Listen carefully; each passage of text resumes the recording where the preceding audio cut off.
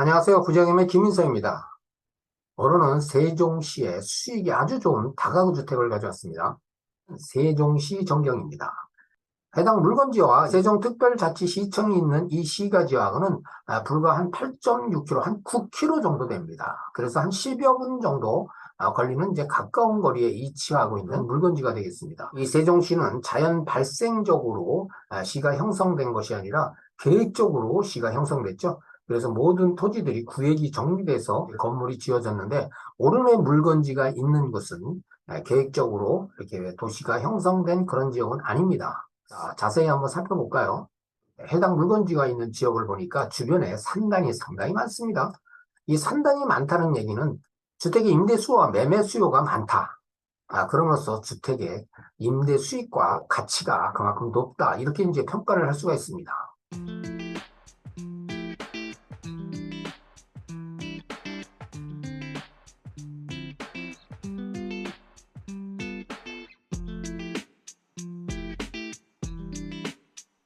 자, 로드뷰로 한번 볼까요? 해당 물건지가 있는 주변 전경.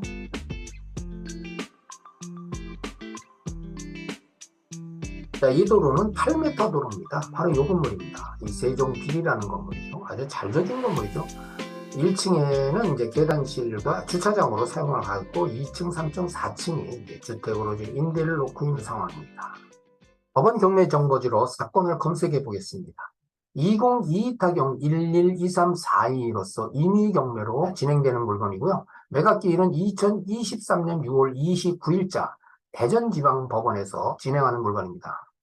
최초 매각 가격, 감정 가격이죠. 13억 3,656만 3,100원에 시작해서 이번 차수 3차로서 감정 가격의 49%에 진행되는 그런 물건으로서 6억 5,491만 6천원에 진행됩니다.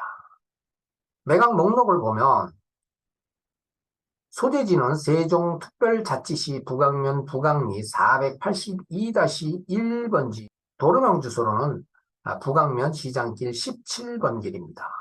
토지는 284평방미터에 86평 정도 되고요. 건물은 지상 4층으로서 각층 55평이 좀 넘습니다. 면적이 상당히 큽니다. 바닥 면적이. 해서 총 연면적이 565.01평방미터, 171평 정도 되는 비교적 중형급 이상의 다가구다 평가를 할 수가 있습니다. 토지 이용계획 확인원입니다. 도시계획 법란을 보면 이 분홍색 표시가 있는데 상업지역입니다. 그래서 이제 상업지역에는 중심 상업지역, 일반 상업지역, 유통, 근린 이렇게 상업지역이 4개소가 있는데 그 중에서 이 지역은 일반 상업지역입니다. 이게 땅 모양이 제멋대로 생겼네요. 자, 이런 제멋대로 생긴 땅에다가 건물을 제대로 지금 앉힐 수 있었을까요? 허실이 없이 져야지만 땅을 효율적으로 이용을 하는데 이것도 한번 살펴보겠습니다. 1층은 주차장이고 지상 4층으로 잘 지어진 건물로 확인이 되죠. 정면에서 바라본 오늘의 물건입니다. 주차장 상태 상당히 양호하고요. 출입구도 아주 깔끔하게 관리가 되고 있고 상태가 좋습니다. 자, 안으로 들어가면은 이게 엘리베이터가 설치되어 있습니다. 자, 엘리베이터가 설치되어 있으면 그만큼 공실률을 줄일 수 있습니다. 임차인들이 좋아하는 그런 주택이다. 이렇게 보면 되고요. 계단도 이렇게 화강석으로 시공이 되어 있는 것을 확인합니다. 자, 이 부분은 이제 2층, 3층, 4층 복도 현황입니다. 똑같습니다. 자, 옥상으로 올라가는 출입문도 이렇게 깔끔하게 잘 정리되어 있다. 2층에서 4층 평면 구조입니다. 자, 이 제멋대로 생긴 땅 모양의 건물을 참 잘 앉혔습니다. 저 땅 모양 그대로 토지를 효율적으로 이용했다. 이렇게 보면 되겠습니다. 201호부터 206호까지 4호는 이제 여기는 사용을 안 했습니다. 그래서 301호에서 6호, 401호에서 6호까지 총 15가구를 임대해 놓고 있는 현황입니다. 자, 건축물 관리대장을 보니까 일반 건축물 내용은 없습니다. 앞서 설명한 대로 여기 일반 상업지역이 이렇게 표기가 되어 있고요. 여기 보니까 건폐율이 무려 76.61%에 용적률도 200% 가까이 됩니다. 여기서 이제 일반 상업지역 건폐율을 보면 80% 이하의 용적률이 무려 300에서 1300% 이하입니다. 자, 주거지역을 보면 전형 주거지역에서부터 50에서 60%의 건폐율을 가지고 용적률이 최대 300% 이하입니다.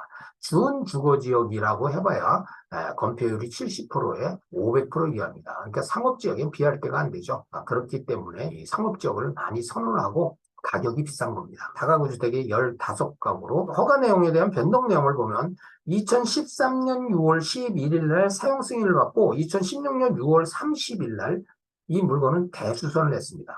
그래서 가구 수가 증설됐는데 9가구에서 15가구로 증설됐습니다. 통상의 다가구 주택의 가구 수 증설로 하면은 거의가 90% 이상이 위반 건축물로 등재가 됩니다. 최초 허가 당시에는 주차 대수가 7대였는데 대수선을 통해서 가구수 증설하면서 4대가 증설됐습니다. 이런 주차 대수 확보로 인해서 위반 건축물이 아니다. 자, 이렇게 이제 분석이 됩니다. 감정 시점은 2022년 11월 24일자. 그리 오래되지 않았죠. 가격 변동이 없다는 얘기죠. 자, 토지하고 건물이 매각 목록에 포함돼서 최초 매각 가격으로 시작된 것을 확인하는데 토지는 평당 694만 원. 건물은 433만 원에 이제 평가한 금액을 확인합니다. 등기 권리 분석을 해볼까요? 자, 이 물건은 2017년 6월 30일자에 매매로 취득한 이래 지금까지 한 6년간을 임대 수익 중에 있다가 경매로 나온 물건으로 이미 경매 개시 결정이 2022년 11월 18일자 한밭 새마을금고의 근저당권으로 시작됐는데 청구 금액이 3억 4,200, 69,806원. 자, 이 정도 금액이면 취하될 가능성은 없지 않나 이렇게 지금 평가를 하고요. 가압류도 한 건 있고 또 근저당이 2건 있습니다. 그래서 채권 최고 금액이 5억 9,200만 원이고 전세권이 여기는 4건이나 설정되어 있습니다. 설정 금액이 1억 8,500만 원. 또 임차권도 하나 있죠. 말소기준 권리가 2013년 6월 12일자에 한밭 새마을금고 근저당인데 이 근저당권 말소와 동시에 모든 권리는 소멸됩니다. 등기상의 권리, 매수인이 인수한 권리가 없는 깨끗한 물건으로 지금 분석이 됩니다. 임차인 권리도 분석해 볼까요? 자, 매각 물건 명세서입니다. 말소기준 권리인 등 2013년 6월 12일자 근저당권으로의 말소기준 권리고요. 여기에 이제 임의경매 개시 결정이 2022년 11월 18일자에 시작이 됐는데 이 당시에 설정된 이후에 임차인 전입세대 열람을 확인한 결과 여기에는 15가구 중에 전입신고 세대는 11세대가 확인이 됐습니다. 자, 여기에는 이제 15가구 중에 미전입 신고도 있고, 또 전세권자도 있고, 임차권자를 포함해서 총 15가구가 있는데, 전부 대항력 없는 임차인입니다. 말소기준 권리엔 접수 일자보다 전입 일자가 전부 다 늦다. 그렇기 때문에 후순위 임차인으로서 매수인이 추가로 부담할 금액이 없다. 전부 인도명령 대상자다. 이렇게 분석이 됩니다.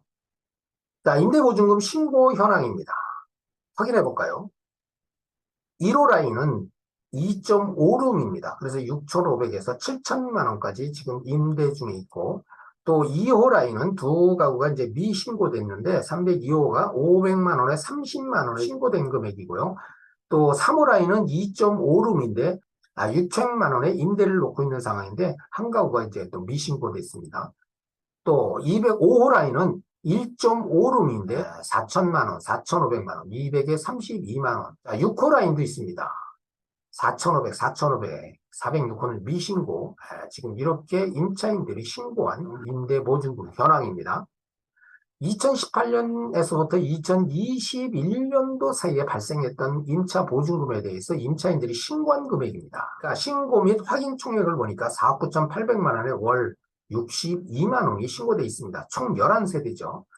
여기서 이제 4세대에 대한 임차 보증금을 신고한 금액으로 기준을 잡으니까 1억 9,500만 원이 발생합니다.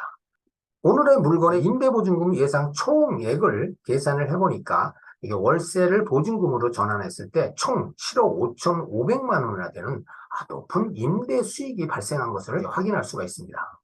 가격을 분석해 볼까요? 자, 네이버 매물대를 분석해 보겠습니다.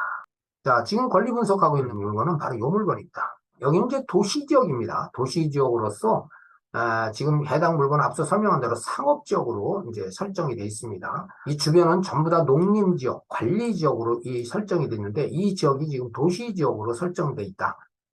그렇다고 보면 해당 지역의 발전 가능성이 앞으로도 충분하다. 그렇게 보는 지역입니다.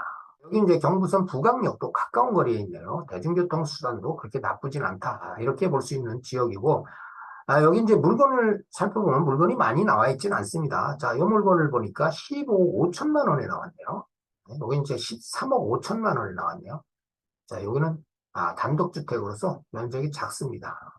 자, 네이버 가격대를 잠깐 살펴봤는데 오늘의 물건은 최초 매각 가격이 13억 3,656만 3,100원에 시작해서 그 가격의 49%대인 6억 5,491만 6천 원에 시작되는 물건이죠. 자, 임대보증금 예상 총액은 앞서 설명한 대로 7억 5,500만 원이 임차인 신고 금액에 의해서 확인이 됐습니다.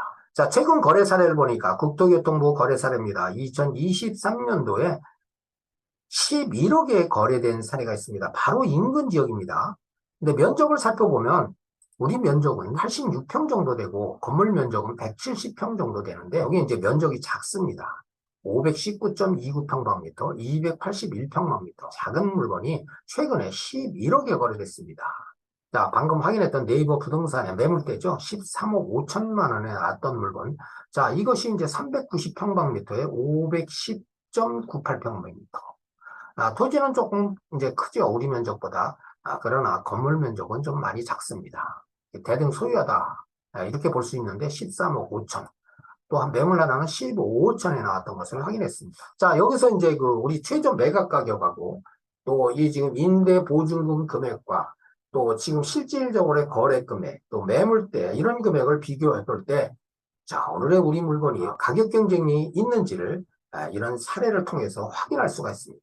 오늘의 물건은 현재 가치로도 임대 수익과 시세 차익이 충분하고 향후에 지역 발전에 따른 더 높은 수익이 기대되는 아주 매력적인 물건이다. 이렇게 지금 평가를 할 수가 있습니다. 자, 지금까지 물건에 대한 분석, 등기상 권리 분석, 임차인 분석까지 해봤습니다. 해당 물건에 관심 있는 분들은 현장 답사를 통해서 임대 시세나 매매 시세, 대출이 필요하신 분들은 그 가능성 여부도 타진을 해보고 최종적으로 이 건물에 대한 가치, 또 수익 분석 등을 충분히 검토한 후에 좋은 가격으로 입찰해서 낙찰을 받기를 기대합니다. 여기까지입니다. 구독과 좋아요는 영상 제작에 큰 힘이 됩니다. 감사합니다.